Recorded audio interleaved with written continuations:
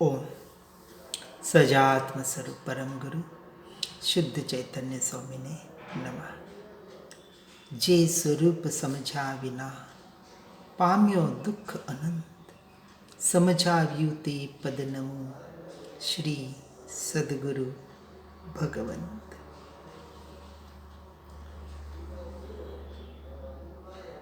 व्यवहार नय को हमने जानने का प्रयास किया, जिसे अभूतार्थ कहा गया है, यानी आदरने योग्य नहीं है।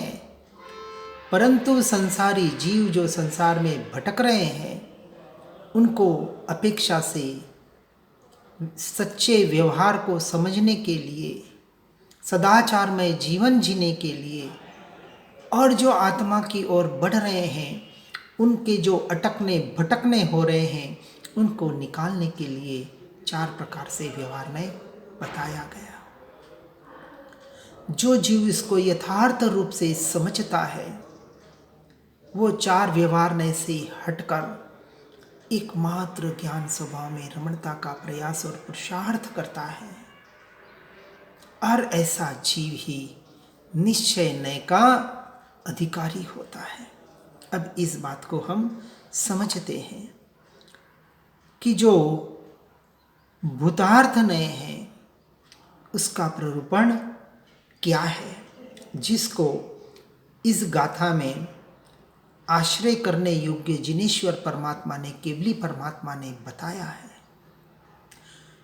इसलिए निश्चय नय की दृष्टि से विचार करने पर अपने में सत्य ऐसा व्यवहार नय संपूर्णतः छोड़ने योग्य यानी हेय है।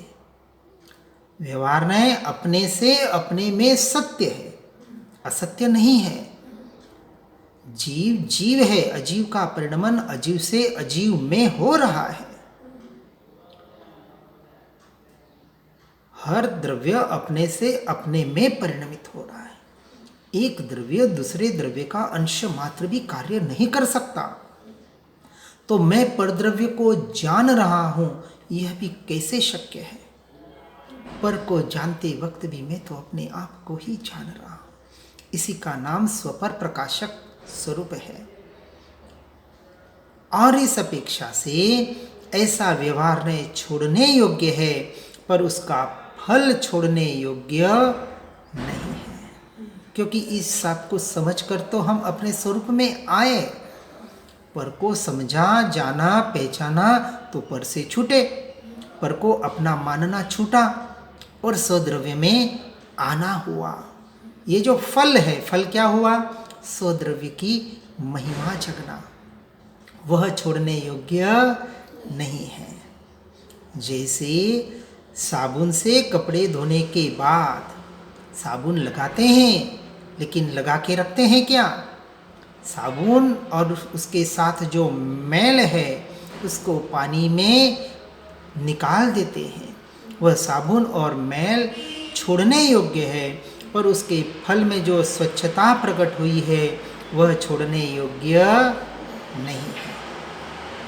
इसलिए निश्चय की प्राप्ति होना ही व्यवहार का फल है।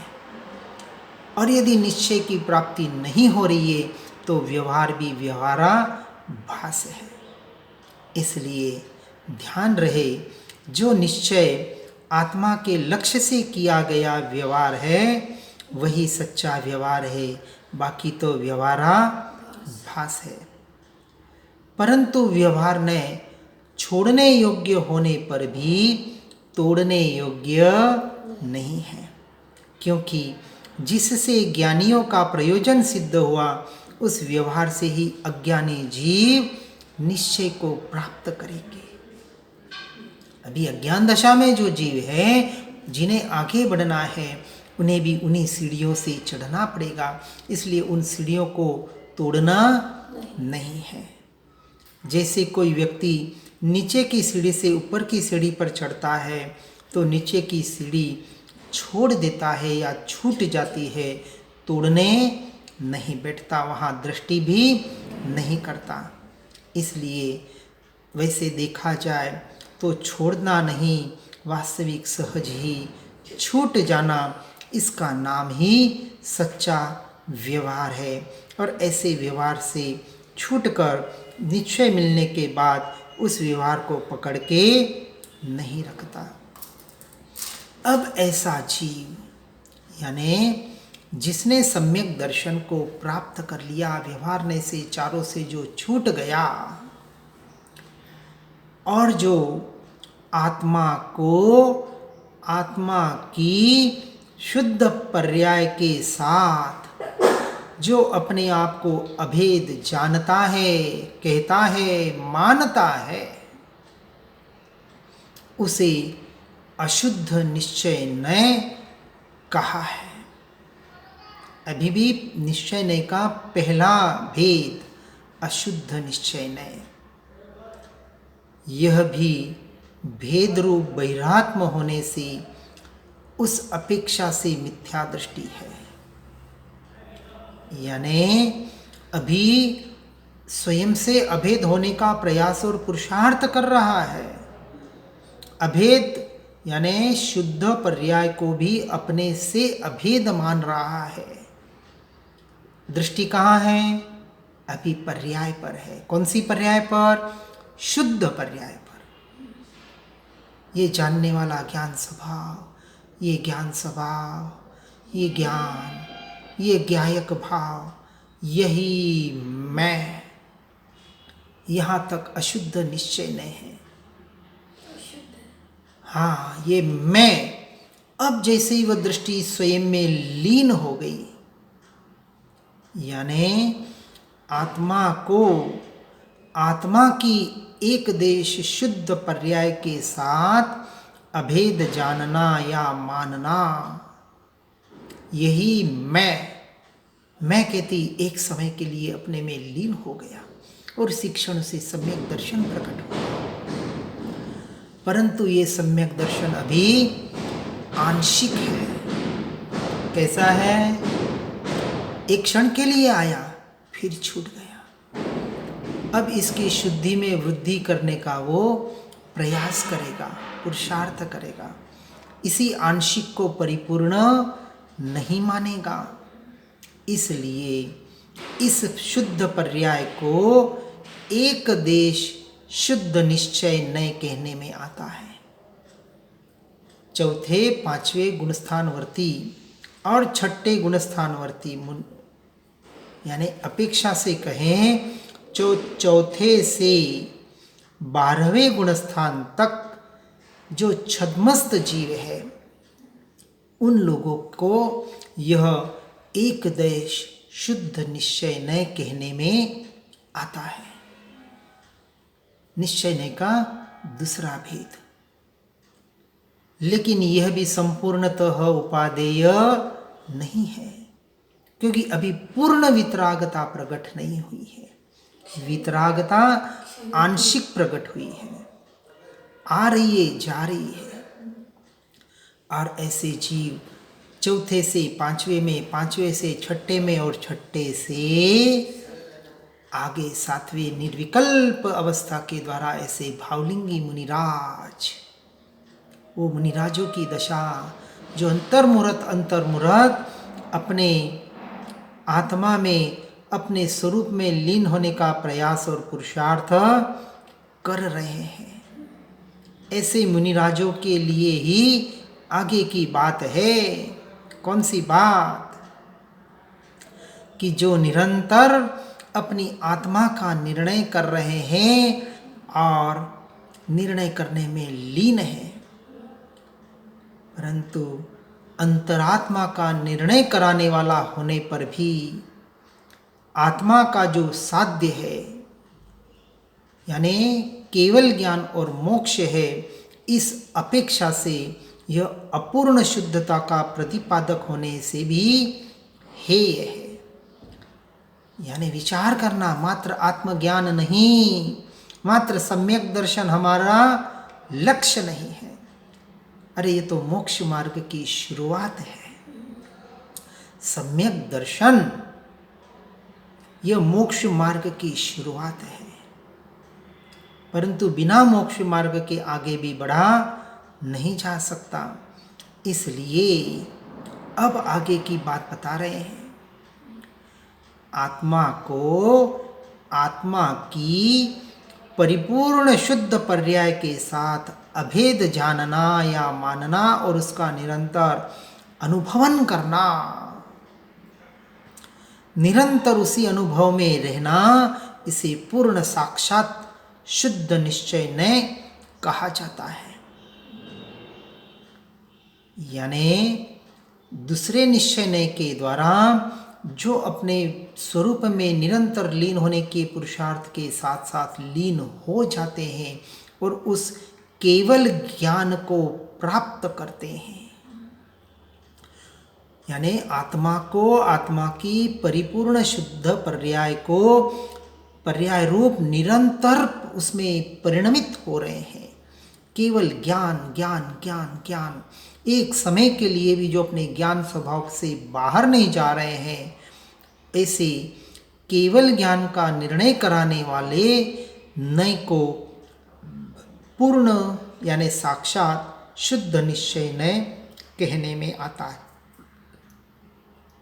परंतु यह भी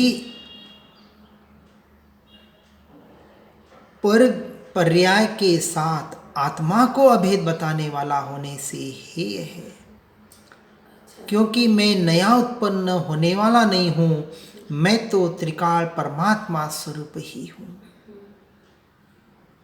यानी केवल ज्ञान भी अधूरी दशा है ना। अभी 4 घाती कर्मों का क्षय हुआ है, 4 अघाती कर्म शेष है।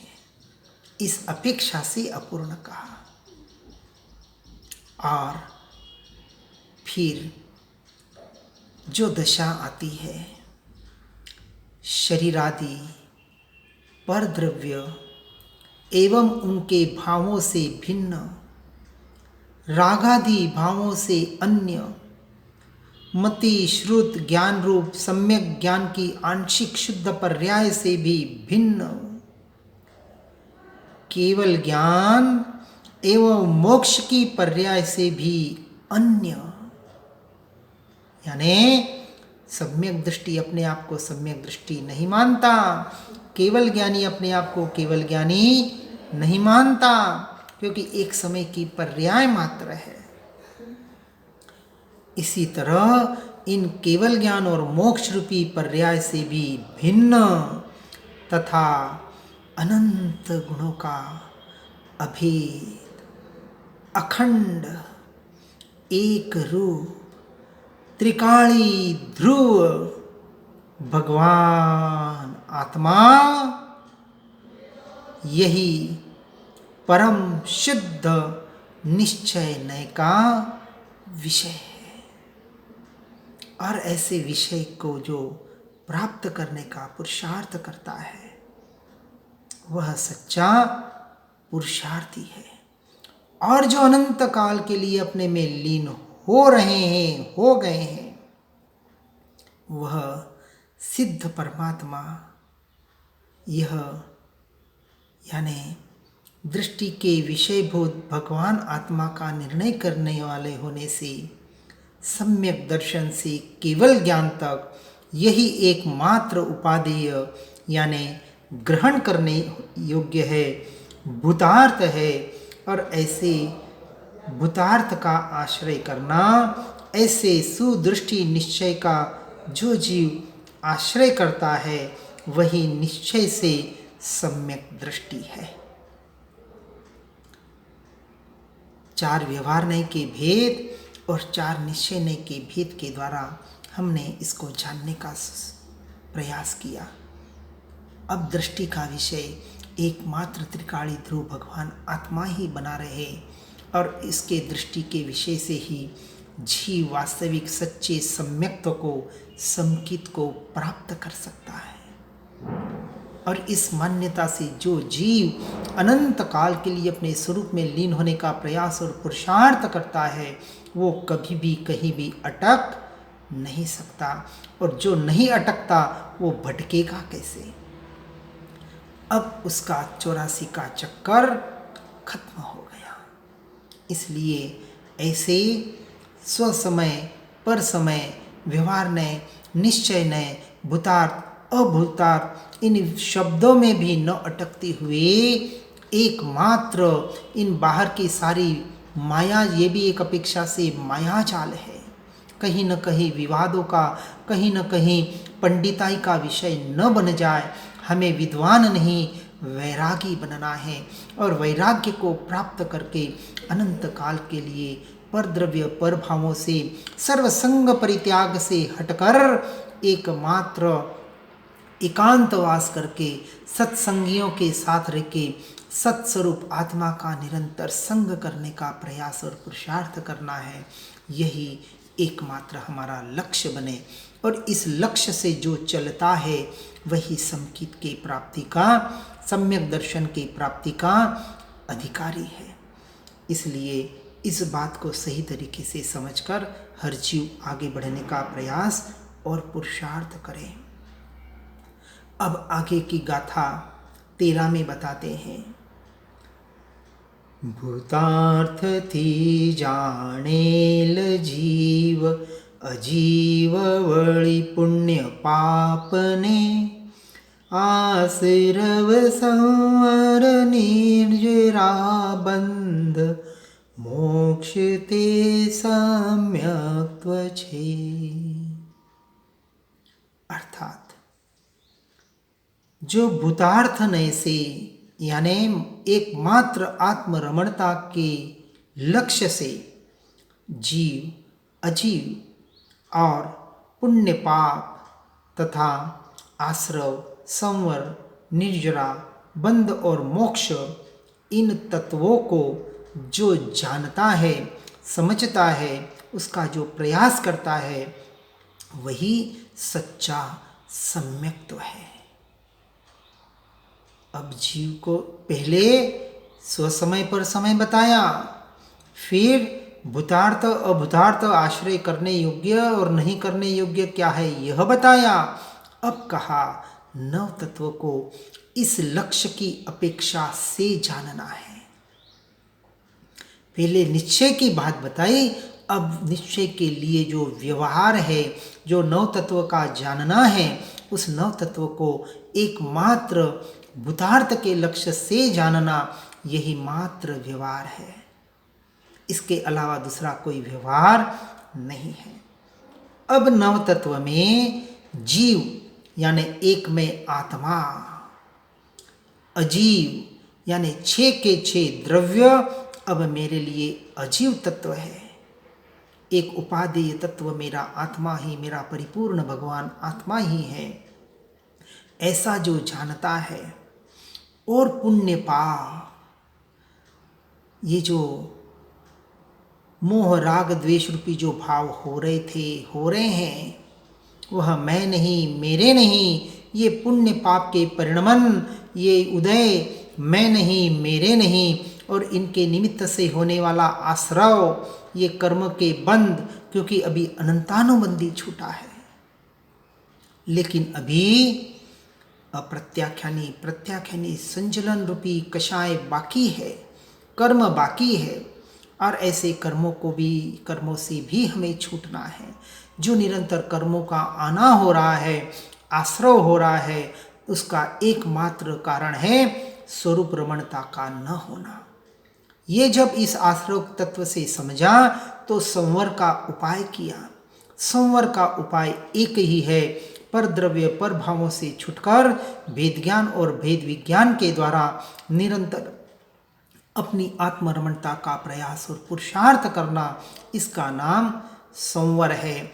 और ऐसे संवर के द्वारा जो सम्यक दृष्टि जीव संवर करता है, वही आत्मरमणता रूप सम्यक चारित्र को पाकर निरंतर अपने कर्मों की निर्जरा करता है।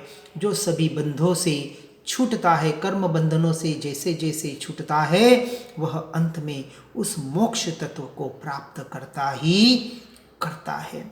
इस तरह से नव तत्व को समझकर जो सम्यक्त्व को प्राप्त किया हुआ जीव आगे बढ़ने का प्रयास और पुरुषार्थ करता है, ऐसा ही जीव सम्यक्त्वी है। इसके लक्षणों को सुनकर समझकर हम जहाँ खड़े हैं, जिस अवस्था में हैं, वहाँ से जल्द आगे कैसे बढ़ सके और अपने से अपने में परिणमित कैसे हो सके, इसका हमें निरंतर प्रयास और पुरुषार्थ करना है। हर जीव इस मार्ग में आगे बढ़ने का प्रयास और पुरुषार्थ करे। इसी भावना के साथ ओम नमः सिद्धम।